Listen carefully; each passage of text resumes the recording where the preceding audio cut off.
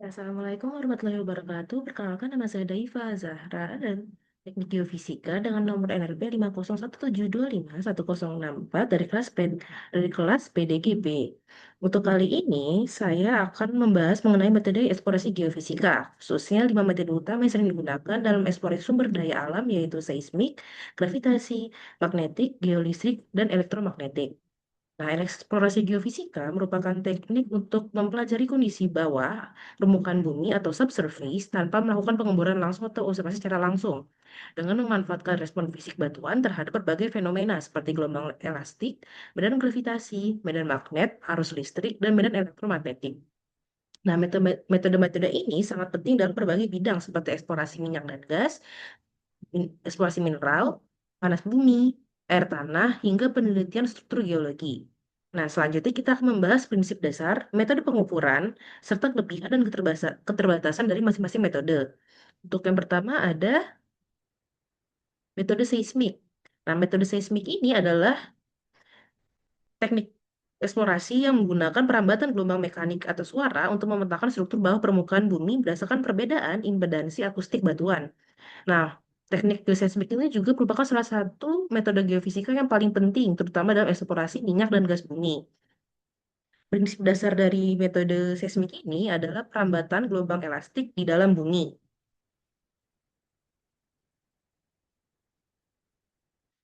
Gelombang ini tuh dihasilkan oleh sumber-sumber energi seperti ledakan kecil, bisa dengan dinamit, lalu ada palu seismik, ada vibroseis, dan ada airgun untuk survei bawah laut. Nah, gelombang tersebut merambat melalui lapisan batuan dan akan mengalami refleksi dan refraksi ketika bertemu batas antar lapisan yang memiliki perbedaan kecepatan gelombang atau densitas. Nah, gelombang yang kembali ke permukaan kemudian direkam oleh sensor yang disebut geofon untuk darat atau hidrofon yang di laut. Nah, data yang diperoleh berupa waktu tempuh gelombang yang kemudian diolah untuk menghasilkan penampang bawah permukaan. Nah, metode seismik sendiri itu dibagi menjadi dua jenis utama, yaitu refraksi dan refleksi. Untuk refraksi itu digunakan untuk mempelajari struktur dangkal seperti kedalaman batuan dasar.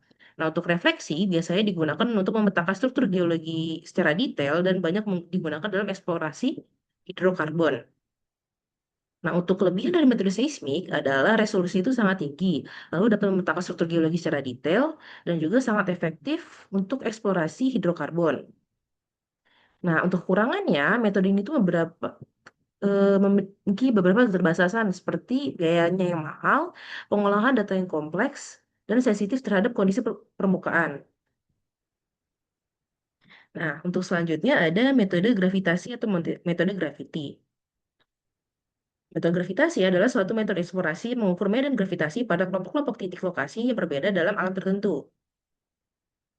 Nah, metode ini tuh didasarkan pada perbedaan percepatan gravitasi bumi akibat variasi densitas batuan di bawah permukaan.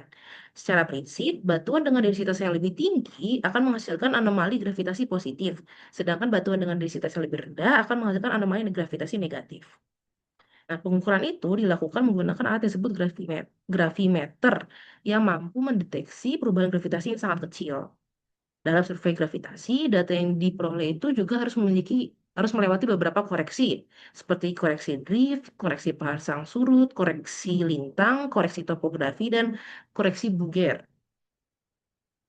Nah, setelah koreksi itu semua dilakukan, akan diperoleh anomali Bouguer, yang dimana anomali itu digunakan untuk menginterpretasikan struktur geologi di bawah permukaan. Untuk metode gravitasi itu sendiri, biasanya sering digunakan untuk eksplorasi minyak dan gas, identifikasi cekungan sedimen, studi struktur geologi regional.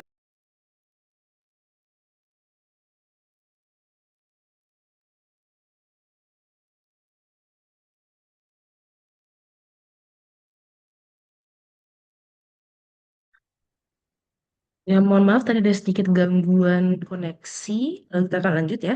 Tadi tuh biasanya gravitasi itu sering digunakan untuk eksplorasi minyak dan gas, identifikasi cekungan sedimen, studi struktur geologi regional, dan eksplorasi mineral. Nah, untuk kelebihan metode ini adalah cakupan area itu luas, lalu biayanya itu relatif lebih murah dibanding seismik, juga efektif untuk studi regional. Namun, untuk resolusinya itu relatif lebih rendah dibanding metode seismik. Selanjutnya kita ada metode magnetik. Nah, metode magnetik itu adalah teknik geofisika pasif yang mengukur variasi intensitas medan magnet bumi akibat perbedaan kerentanan magnetik di batuan di bawah permukaan. Nah, metode ini tuh memanfaatkan variasi medan magnet bumi akibat perbedaan sifat kemagnetan batuan. Beberapa batuan itu kan mengandung mineral magnetik seperti magnetit yang dapat mengaruhi medan magnet lokal. Nah, pengukurannya itu biasanya dilakukan menggunakan alat yaitu magnetometer yang dapat mengukur intensitas medan magnet bumi dengan sangat presisi. Data magnetik itu biasanya perlu dikoreksi terhadap beberapa faktor seperti variasi harian medan magnet bumi, medan magnet utama bumi, dan noise eksternal. Nah, setelah dilakukan koreksi tadi akan diperoleh anomali magnetik yang digunakan untuk menginterpretasikan struktur geologi. Metode magnetik itu biasanya digunakan untuk eksplorasi mineral logam, pemetaan struktur geologi, identifikasi batuan beku, dan eksplorasi batas bumi. Kelebihan dari metode ini itu antara lain ada pengukuran yang cepat, biayanya relatif murah, dan dapat mencakup area yang luas. Namun, interpretasi metode magnetik itu seringkali bersifat non-unik, sehingga biasanya dikombinasikan dengan metode yang lain. Nah, selanjutnya kita memiliki metode geolistrik. Nah, metode geolistrik atau resistivitas itu adalah metode eksplorasi geofisika aktif yang menggunakan alat kelistrikan batuan untuk memetakan kondisi bawah permukaan tanah. Nah, metode ini itu didasarkan oleh perbedaan resistivitas listrik batuan di bawah permukaan. Setiap jenis batuan itu memiliki kemampuan berbeda dalam menghadirkan arus listrik, tergantung pada kandungan air, porositas, kandungan mineral, dan struktur batuan. Nah, dengan metode geolistrik ini, arus listrik itu akan dialirkan ke dalam tanah menggunakan elektroda arus, kemudian beda potensial diukur menggunakan elektroda potensial. Nah, dari hasil pengukuran tersebut dapat dihitung resistivitas semu dari lapisan bawah permukaan. Ada beberapa konfigurasi elektroda yang biasa itu digunakan dalam metode ini, yaitu ada Wender, ada Schlumberger, ada dipole-dipole, ada pole-dipole. Nah, metode geolistrik ini juga sering digunakan untuk eksplorasi air tanah, studi lingkungan, eksplorasi mineral, investigasi geoteknik, dan eksplorasi panas bumi. Untuk kelebihannya, metode ini itu sensitif terhadap kandungan air, cocok untuk kedalaman dangkal hingga menengah, dan peralatannya itu relatif sederhana. Namun, untuk kekurangannya itu kedalaman investigasinya itu terbatas kalau dibanding sama metode seismik. Untuk yang terakhir, ada metode elektromagnetik atau IM. Nah, metode elektromagnetik itu adalah teknik non-invasif yang mengukur respons konduktivitas listrik bawah permukaan terhadap medan magnet yang berubah terhadap waktu. Nah, metode ini itu memanfaatkan induksi elektromagnetik di dalam bumi. Di metode ini, medan elektromagnetik itu dihasilkan oleh kumparan transmitter. Kemudian, medan tersebut itu akan menginduksi arus listrik di bawah permukaan. Nah, arus induksi tersebut menghasilkan medan elektromagnetik sekunder yang kemudian diukur oleh receiver. Nah, respon yang diukur bergantung pada konduktivitas listrik batuan. Beberapa metode elektromagnetik yang sering digunakan itu ada transient elektromagnetik atau TEM, ada frekuensi domain EM, dan magnetotelurik atau MT. Nah, metode elektromagnetik banyak digunakan untuk eksplorasi minyak mineral kondusif, eksplorasi panas bumi, studi hidrogeologi, sama investigasi struktur geologi dalam. Untuk kelebihannya, metode IM itu sensitif terhadap batuan konduktif dan dapat mencapai kedalaman yang cukup besar, serta tidak memerlukan kontak langsung dengan tanah pada beberapa metode.